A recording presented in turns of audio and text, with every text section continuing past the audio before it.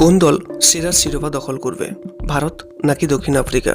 হ্যাঁ, ৩৫৯ রানের লক্ষ্য কাঁধে নিয়েও ঘাবড়ে যায়নি দক্ষিণ আফ্রিকা শিবির। সকলে মিলে চেষ্টা করতে করতে সফলতার স্বাদ পেয়েছে তারা এবং সিরিজের সমতা ফেরাতে সফল হয়েছেন তারা। দ্বিতীয় ম্যাচের এই জয়টাকে দলগত প্রচেষ্টার ফল বলে জানালেন দক্ষিণ আফ্রিকার অধিনায়ক টেম্বা বাবুমা এবং শেষ ম্যাচে ভারতকে কড়া চ্যালেঞ্জের মুখে দাঁড় করালেন তিনি। সিরিজের সমতা ফিরিয়ে বাবুমা একরকম হুঁশিয়ারি দিয়ে রাখলেন ভারতকে। ম্যাচের শেষে বাবুমা জানিয়েছেন যে লক্ষ্যে পৌঁছতে পেরে ভালো লাগছে। আমাদের লক্ষ্য ছিল ভালো বল করা, ব্যাটিং নিয়ে চিন্তা ছিল না। তবে এই ম্যাচ থেকে আমরা প্রচুর আত্মবিশ্বাস পেয়েছি, এবার সিরিজটা জমিয়ে দিতে পারবো, চ্যালেঞ্জ ছুড়ে দিলেন লোকেশ রাহুলের। হ্যাঁ, এটা ঠিক যে এই জয়টা সাউথ আফ্রিকার জন্য দুর্দান্ত একটি জয়। দারুণভাবে ম্যাচটা শেষ করলো। এডেন মার্কারামের এই ইনিংসটা সবচেয়ে সেরা ছিল। দায়িত্ব নিয়ে ম্যাচটাকে জয়ের দোরগোড়ায় পৌঁছে দিয়েছেন তিনি।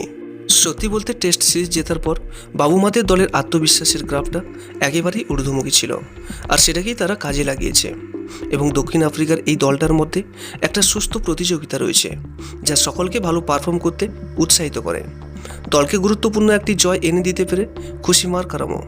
ম্যাচের সেরা ক্রিকেটারের পুরস্কার নেয়ার পর তিনি জানালেন যে আমরা প্রতিটা ম্যাচ থেকে শেখার চেষ্টা করি। এই ম্যাচেও আমরা প্রথম ম্যাচ থেকে সংগ্রহিত জ্ঞানটাকেই কাজে লাগিয়েছি।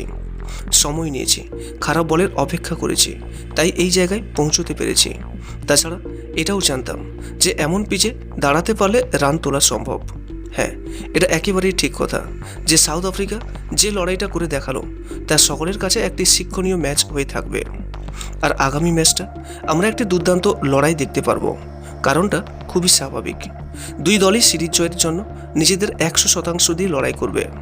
আর আপনার কি মনে হয়, কোন দল সেরার শিরোপা দখল করবে, রাহুলের ভারত নাকি বাবুমার দক্ষিণ আফ্রিকা?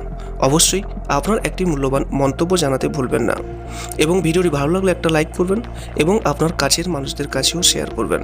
এবং নিয়মিত এরকম আপডেট পেতে আমাদের এই চ্যানেলটিকে অবশ্যই সাবস্ক্রাইব করে রাখবেন। সর্বদা সুস্থ থাকবেন এবং ভালো থাকবেন। নমস্কার।